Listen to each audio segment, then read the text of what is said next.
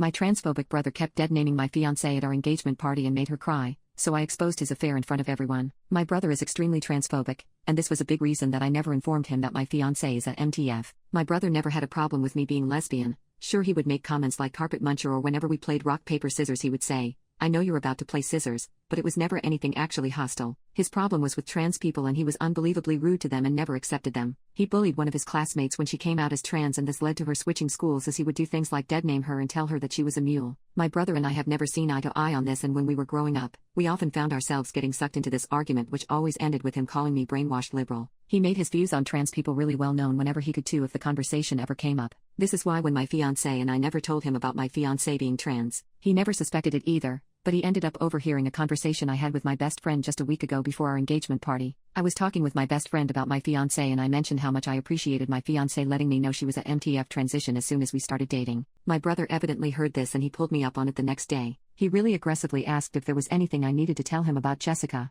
and when I said no, he said, "Let me try again. Is there anything I need to know about Jacob?" I froze for a second because I knew what this meant. I stayed quiet, and he proceeded to go off on me, telling me how he feels betrayed by me because I would go out and get with a mentally unstable crossbreed. I told him if he makes one more remark like that, he will be uninvited from my engagement party as well as the wedding, and this worked as he ended up keeping his mouth shut. I also told him that during the engagement party he would refer to my fiancée as a she or as Jessica. He walked out of the room not saying anything. The night before my engagement party, I talked to him again and confirmed what I said about how he is to refer to Jessica. I told him I know I can't change his beliefs, but I need him to respect hers. He agreed while looking angry. However, when the party came around, I saw he was very wary of talking to Jess and avoided her, something he has never done as they got along. She asked me why he was being so avoidant, and I told her that he just got some sad news about his friend. Well, my brother ended up coming over to us and calling Jess a he. This threw me and her off, and I excused myself to go talk to him. I told him that if he says anything like that again, I will throw him out. I walked back over to Jess, who asked me if he knew, and I said yes, and that he overheard me talking with my best friend.